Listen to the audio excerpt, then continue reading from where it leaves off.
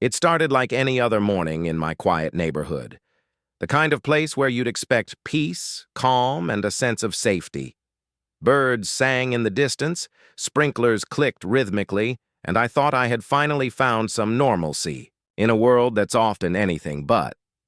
But that illusion shattered the moment two HOA guards walked up to my front gate. They weren't here to say hello or to check on the neighborhood. No. Their eyes were locked on me with that smug kind of authority people wear when they think a badge or a clipboard gives them the right to bully. At first, I thought it was just another warning letter.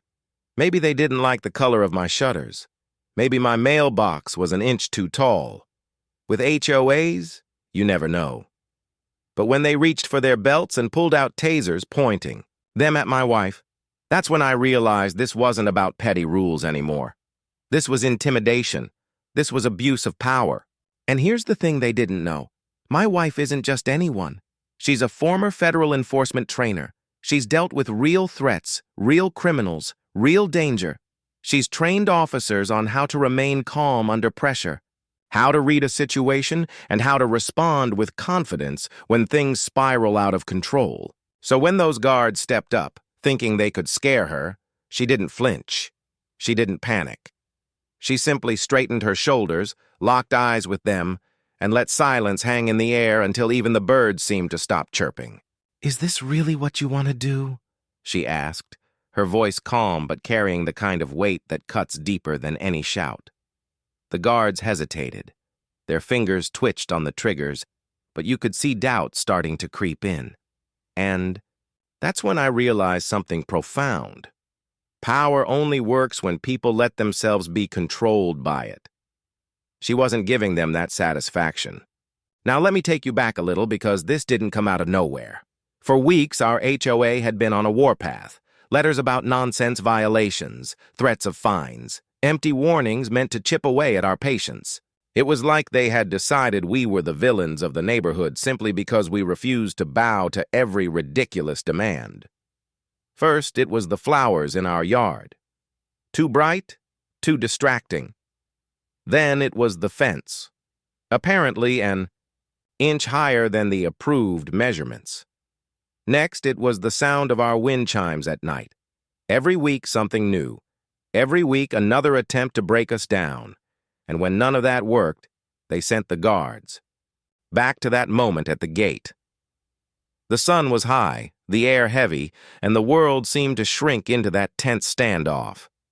My wife didn't move. She didn't back down. She simply said, "You're pointing a weapon at a federal enforcement trainer. Do you understand the consequences of that?" The guards blinked. Their expressions faltered.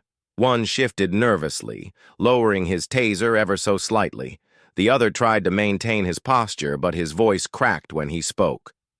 We're just doing our job." Her response was ice cold. "No, you're abusing it." That's when the real thrill of this story begins.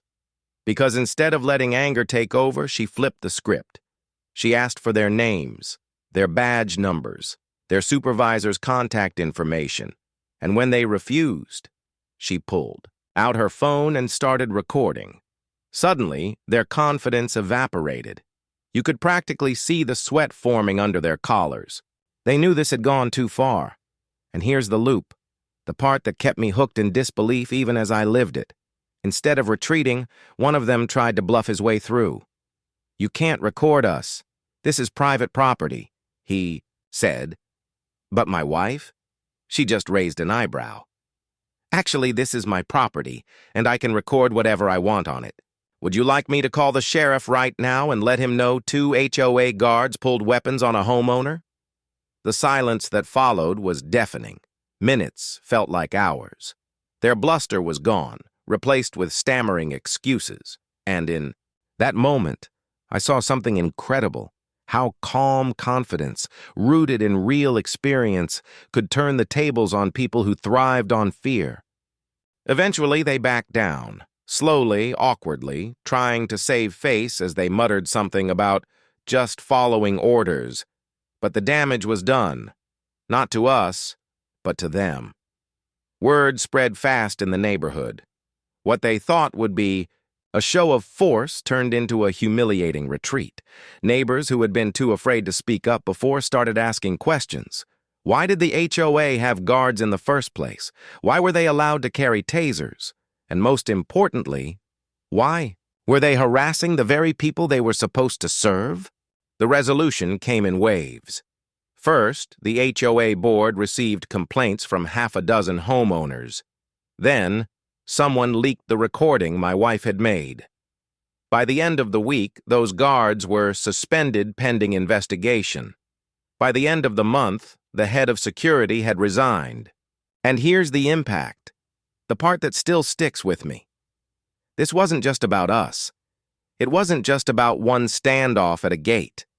This was about showing a community that fear doesn't have to rule them. That standing up to intimidation, even when it feels risky, can spark a change bigger than you realize. We didn't just stop the guards. We stopped a pattern of abuse. And now, when I walk through the neighborhood, I see more than just manicured lawns and freshly painted fences.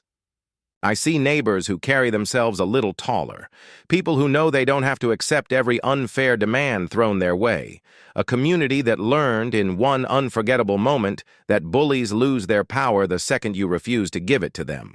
So if you're listening to this and you've ever felt crushed by authority, by rules that don't make sense, by people who misuse their position, by systems designed to keep you small, I want you to remember this. Confidence can be louder than fear. Calm can be stronger than aggression.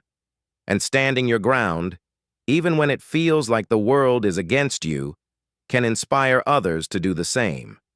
That's how change starts. That's how communities grow.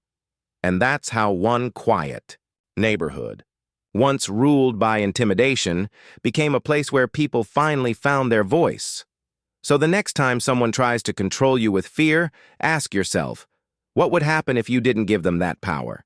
Because maybe, just maybe, you'll discover the strength that was inside you all along.